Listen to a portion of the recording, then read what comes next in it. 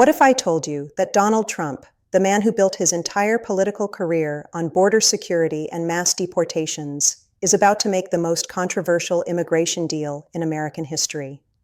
A deal so unexpected that it could either cement his legacy as a transformative leader or tear apart the very coalition that put him back in the White House. Right now, behind closed doors on Capitol Hill, a seismic shift is happening. 3 million people who've lived in America their entire lives, people who know no other home, are about to find out if they'll finally become legal residents. But there's a catch. A massive, game-changing catch that involves billions of dollars and the complete destruction of sanctuary cities as we know them. This isn't speculation. This is happening right now. And what you're about to learn will change everything you thought you knew about Trump's immigration agenda. Let me paint you a picture of what's really going on behind the scenes. On February 5th, 2026, Hugh Hewitt, one of the most influential conservative voices in America and a close Trump ally, dropped a bombshell on Fox News.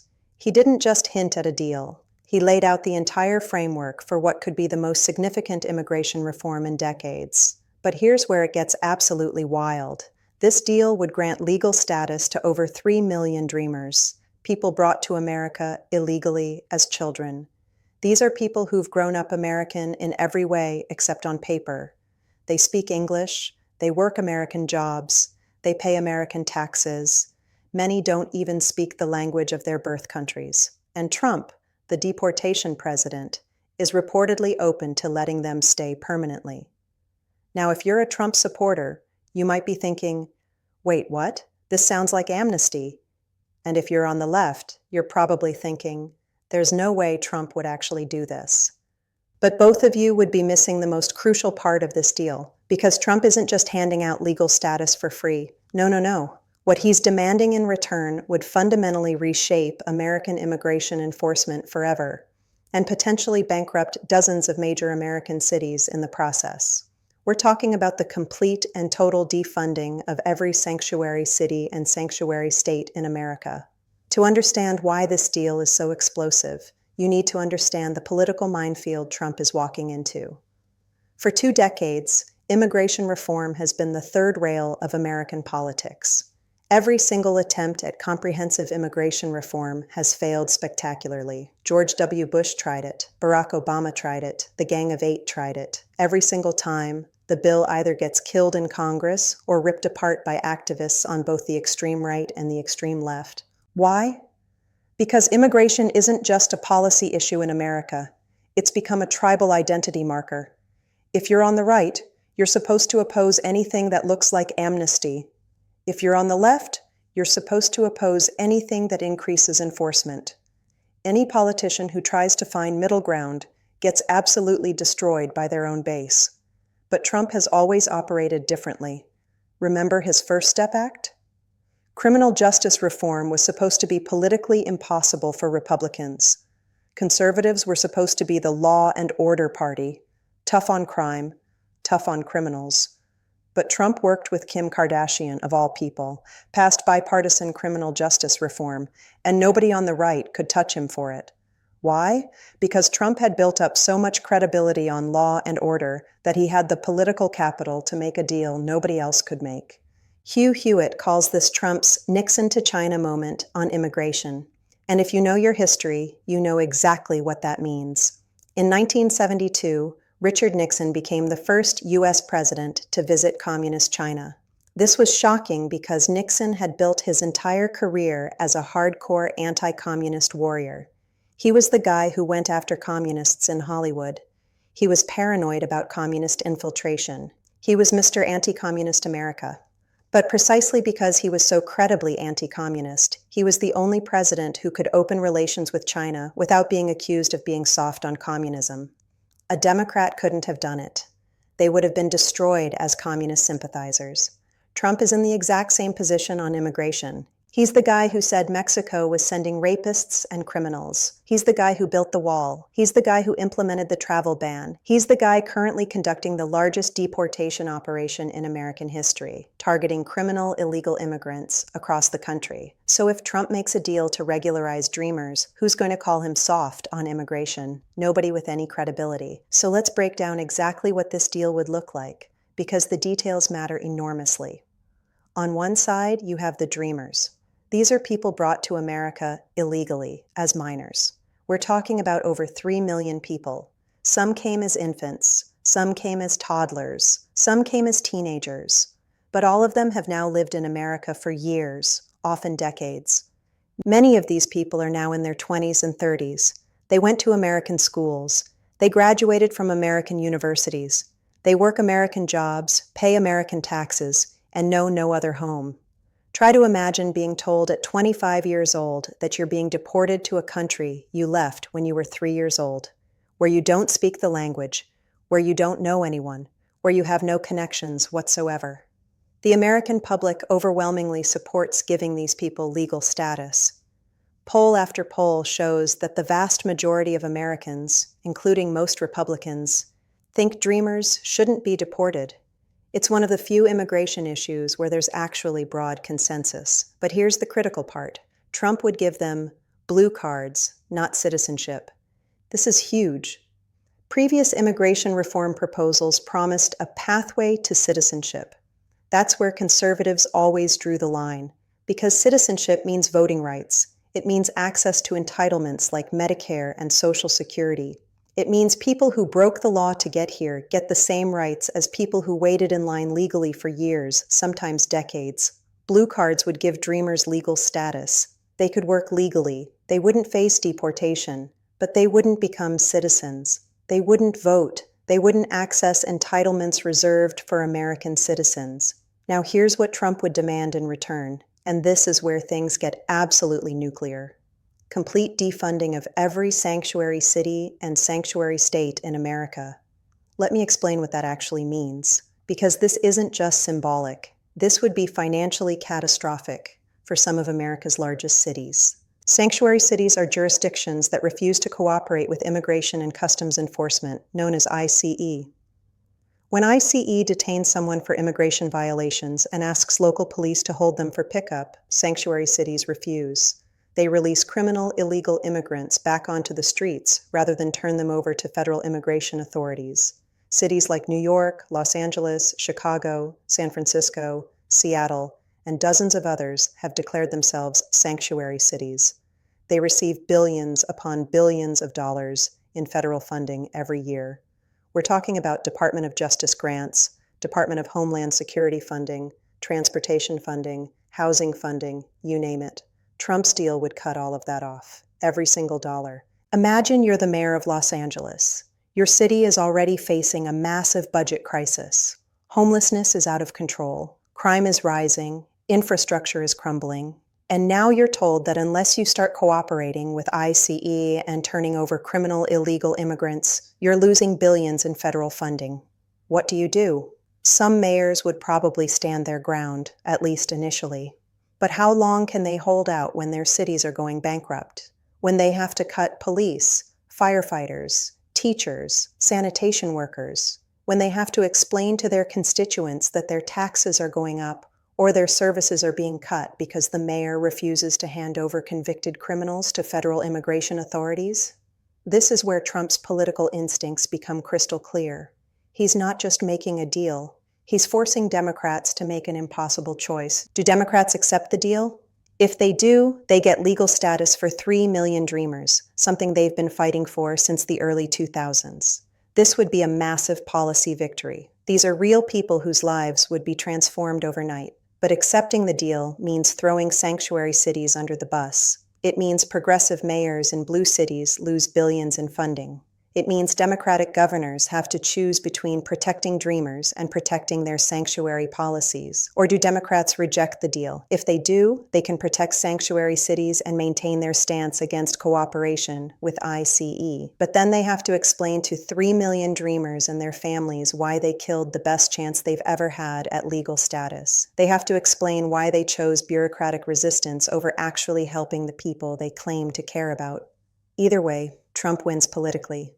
If Democrats accept, Trump gets to claim credit for solving a problem that's plagued America for decades, while also dismantling the sanctuary city infrastructure that's been frustrating immigration enforcement for years. If Democrats reject, Trump gets to say, "I offered to help the dreamers. I put a real deal on the table." But Democrats would rather play politics than actually solve problems. Now, you might be wondering, is this actually going to happen, or is this just Washington talk? The truth is, it's complicated. Hugh Hewitt interviewed Senate Majority Leader John Thune on February 5th and directly asked him about including Dreamers' regularization in the final fiscal year 2026 appropriations bill for the Department of Homeland Security. Thune didn't sound overly optimistic, but critically, he didn't rule it out either. Here's what that tells us. Republican leadership is at least open to the conversation. They're not slamming the door shut. They're not saying it's dead on arrival. But Thune also acknowledged the political scars. Nearly every Republican legislator carries battle wounds from the last 2 decades of immigration fights. They remember watching John McCain get destroyed by conservatives for supporting comprehensive immigration reform. They remember the Gang of Eight debacle. They remember how these issues tear apart the Republican coalition. There's a small but extremely loud group of deportation absolutists who oppose any form of legal status for anyone who entered the country illegally, period. These people don't care if you were 6 months old when you crossed the border. They don't care if you've lived here for 30 years. They want everyone deported, no exceptions. Hewitt calls these people out directly, saying their strident rejection of common-sense solutions must be rejected by the president and congressional Republicans. That's significant language from a major conservative voice. But here's the trillion-dollar question. Would Trump's base actually accept this deal? Trump's entire 2024 campaign was built on 3 immigration promises. Number 1, close the border. Check, he's done it. Number 2, finish the wall, in progress, funding secured. Number 3, deport dangerous criminal illegal immigrants, happening right now. ICE is conducting massive operations across the country targeting gang members, violent criminals, and other priority deportations. Trump has delivered on the core promises that brought him back to the White House. He's secured the border. He's enforcing immigration law more aggressively than any president in modern history. He's showing strength, not weakness. So the question is, if Trump has proven himself on immigration enforcement, does he have the political capital to make this deal? Hewitt thinks yes. He argues that the coalition that elected Trump was built on common sense about the border, not extremism. Most Americans want the border secured. Most Americans want dangerous criminals deported. But most Americans also don't want to deport people who were brought here as toddlers and have lived American lives ever since. The absolutists will scream. They always do. But are there enough of them to actually threaten Trump? Or are they just a loud minority that makes a lot of noise on Twitter but doesn't represent the actual Republican coalition? Meanwhile, Democrats are facing their own impossible calculation. For years, Democrats have protected sanctuary cities as a matter of principle. They've argued that local police shouldn't be turned into immigration enforcement agents. They've argued that immigrant communities won't report crimes or cooperate with police if they fear deportation. They've argued that sanctuary policies make communities safer, not more dangerous. But now they're being offered something they've wanted for decades: permanent legal status for dreamers. How do they say no to that?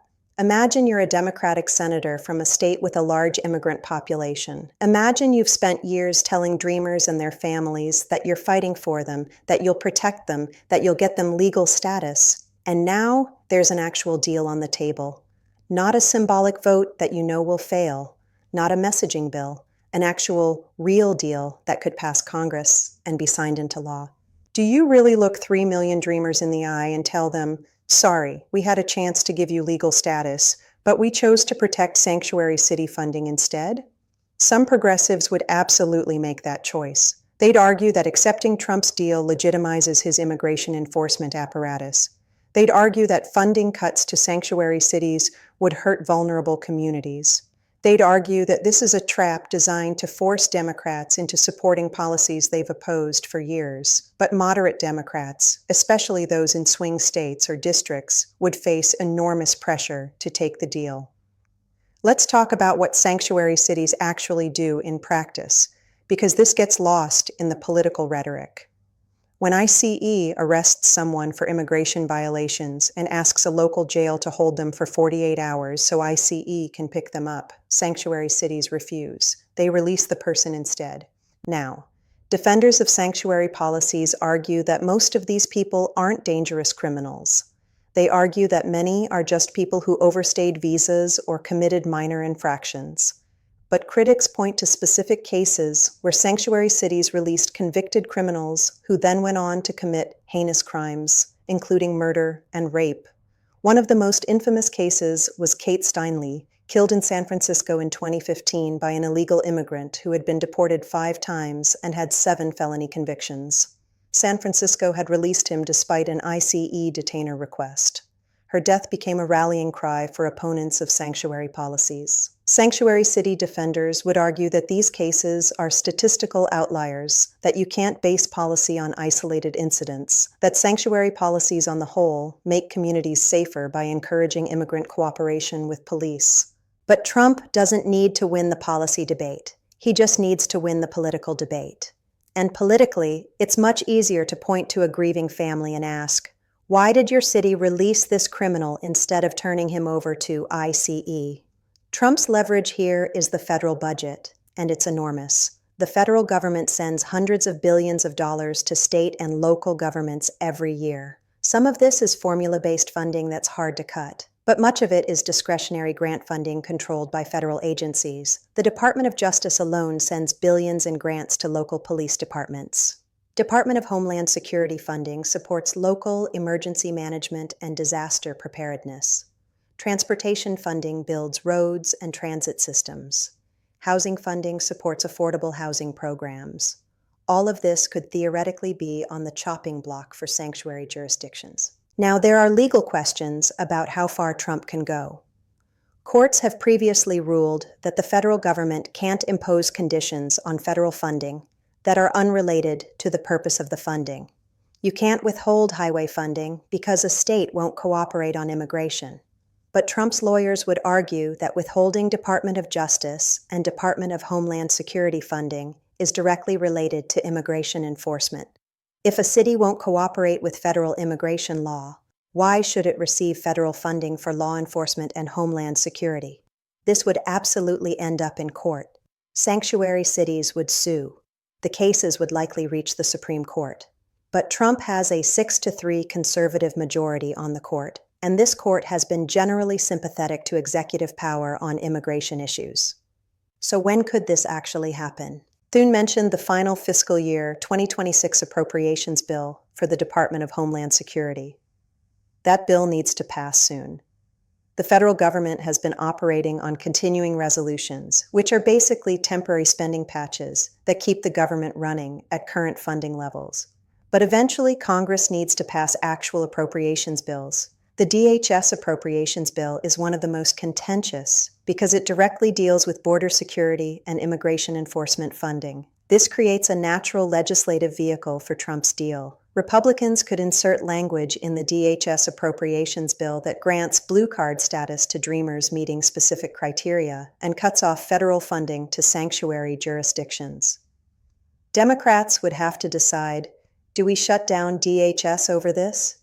Do we block funding for immigration enforcement to protect sanctuary cities, or do we accept the deal? The clock is ticking. And unlike most legislative negotiations where both sides can just kick the can down the road indefinitely, appropriations bills have real deadlines. Let's game out what happens if this deal actually passes. On the Republican side, you'd see an immediate split. Hardline immigration restrictionists like Stephen Miller and some House Freedom Caucus members would be furious. They'd call it amnesty. They'd say Trump betrayed his base. You'd see angry op-eds in conservative media outlets. But most Republicans would likely fall in line, especially if Trump sells it effectively. He'd emphasize the enforcement side. We destroyed sanctuary cities. We forced Democrat mayors to cooperate with ICE. We made America safer. The blue card provision would be framed as a reasonable compromise for people who truly grew up American.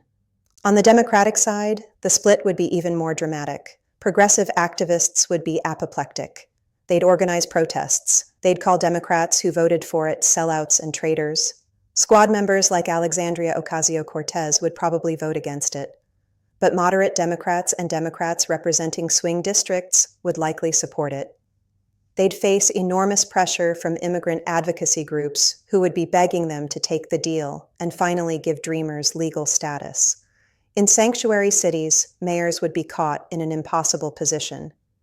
Do they maintain sanctuary policies and watch their budgets implode? Or do they capitulate and start cooperating with ICE? Zoom out for a second and think about what this deal would actually accomplish beyond the immediate policy changes. First, it would fundamentally reshape the immigration debate in America. For decades, the debate has been stuck in the same tired binary: amnesty versus deportation, enforcement versus compassion. This deal would show that compromise is actually possible, that you can have both enforcement and compassion, that these aren't mutually exclusive. Second, it would destroy the political infrastructure that's enabled illegal immigration for decades. Sanctuary cities aren't just symbolic, they're a practical barrier to immigration enforcement. When local jails release people instead of turning them over to ICE, it makes enforcement exponentially harder. ICE has to conduct street arrests instead of jail transfers, which is more dangerous, more expensive, and less effective. If sanctuary cities disappear, immigration enforcement becomes dramatically more effective. ICE can focus resources on finding people instead of fighting with local governments. This would represent the single biggest shift in immigration enforcement capacity in modern history. Third, it would cement Trump's legacy as someone who actually solves problems instead of just talking about them. Every president since Reagan has promised to fix immigration. None have delivered. If Trump pulls this off, he'd be the first president in 40 years to pass significant immigration reform. But beyond all the politics and policy, there are real human lives at stake here. Imagine you're a dreamer. You came to America when you were 4 years old. You don't remember your birth country. You went to American schools, made American friends, got an American education. You work an American job, pay American taxes. You've lived in fear of deportation your entire adult life. Every time there's a traffic stop, you worry. Every time there's immigration news, you worry.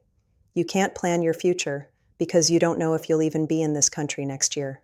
And now there's a chance, a real chance, that you could get legal status. You could work without fear. You could travel without worrying about re-entry. You could build a life without looking over your shoulder constantly. Would you take that deal even if it meant stricter enforcement against criminal illegal immigrants? Even if it meant sanctuary cities lose funding? Most dreamers would probably say yes in a heartbeat, because at the end of the day, they're not making political calculations. They're just trying to live their lives. On the flip side, there are American communities that have been devastated by illegal immigration. Small towns that have seen huge influxes of illegal immigrants straining local services. Crime victims who've been hurt by people who shouldn't have been in the country. Workers who've seen wages depressed by illegal labor competition. For them, the destruction of sanctuary cities would be a massive victory, evidence that the government is finally taking enforcement seriously. So here's where we are. Donald Trump, the deportation president, is potentially on the verge of the most consequential immigration deal in decades. He'd give legal status to 3 million dreamers in exchange for completely defunding sanctuary cities. It's a deal only Trump could make, because only Trump has the credibility on immigration enforcement to pull it off without being accused of weakness. Democrats face an impossible choice: help dreamers or protect sanctuary cities. They can't do both. Republicans face their own calculation: trust Trump to make a deal that strengthens enforcement overall, or reject any hint of legal status for illegal immigrants on principle. Senate leadership is cautiously open to the idea, but scarred from past immigration battles. The appropriations deadline is approaching fast, and 3 million dreamers are waiting to find out if they'll finally get to stop living in fear. Hugh Hewitt calls this Trump's Nixon to China moment. He might be right. This could be the kind of transformative deal that reshapes American politics for a generation. Or it could blow up spectacularly and remind us why immigration reform is called the third rail of American politics. Either way, we're about to find out. Because unlike most Washington negotiations that drag on forever with no real stakes, this one has a deadline, real money on the line, and millions of lives hanging in the balance. The next few weeks will determine whether Trump cements his legacy as a president who actually solved America's immigration crisis, or whether this was just another failed attempt at comprehensive reform that joins the graveyard of broken promises on this issue. Keep your eyes on the DHS appropriations bill. That's where this all gets decided, and whatever happens, the immigration debate in America will never be the same.